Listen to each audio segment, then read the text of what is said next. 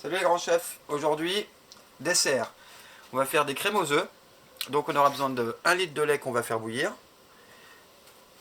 150 g de sucre complet de canne, 5 œufs entiers et 4 ou 5 jaunes selon mon humeur.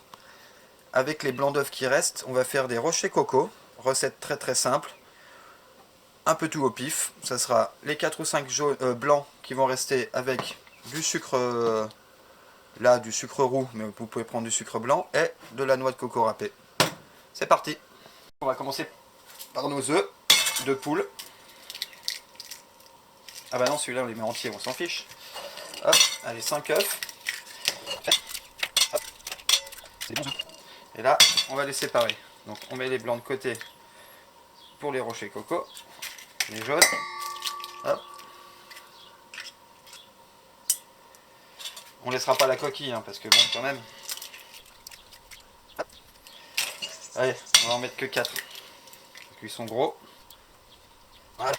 On va la coquille quand même. Sucre complet.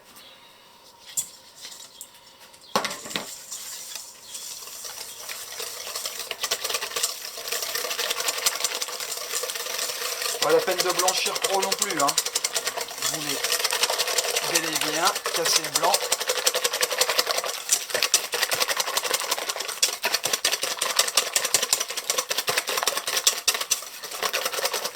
Et voilà. Moi je rajoute un tout petit peu d'arôme vanille, malgré que le sucre complet soit déjà très aromatique. Hop, ça sera bien.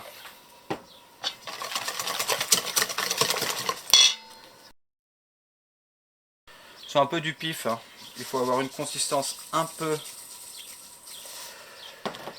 comme on dit, épaisse, pour pouvoir les former. On les fera à la poche à douille. Et puis voilà.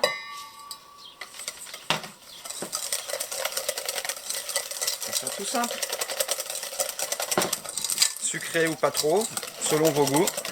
Vous mettez un arôme si vous voulez mettre un arôme, ça me dérange pas. L'important c'est la noix de coco. Voilà. Elle est un petit peu épaisse, c'est top. Bon bah du coup pas de douille.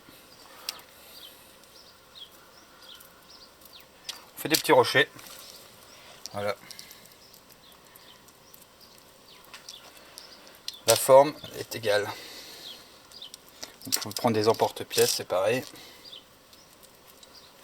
On boule.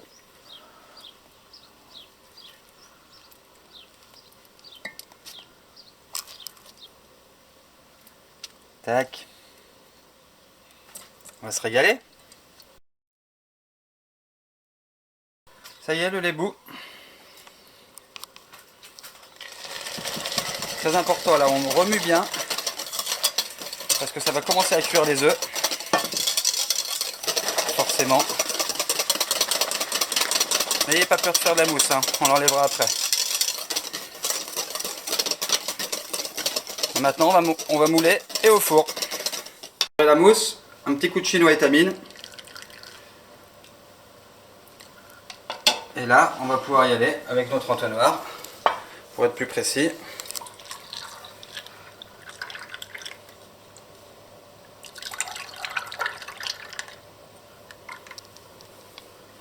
Si ça bulle un peu, c'est pas très grave, hein.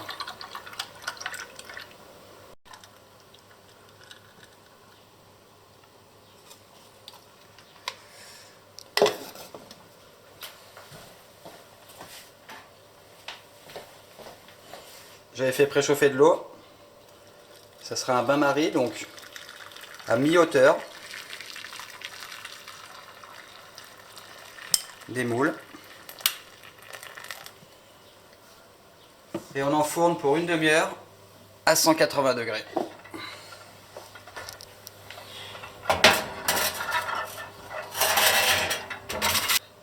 Et on va en profiter pour mettre les rochers avec.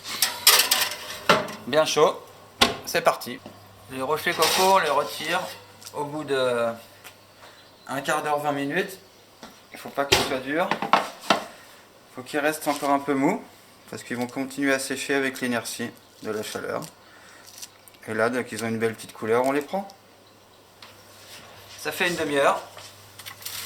On va vérifier. Fermez-vous pas, faites pas comme moi.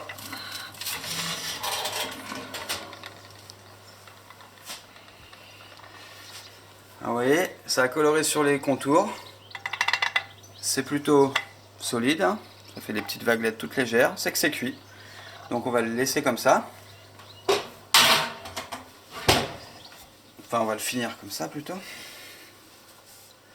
Hop. Et là, si vous avez des bons doigts, vous allez vite, hop, et vous les sortez. Moi, j'ai pas trop des bons doigts. Putain. Voilà. On va les laisser refroidir à température ambiante. Et dès qu'elles seront à peu près froides, on les mettra au frigo. Et ça sera bon.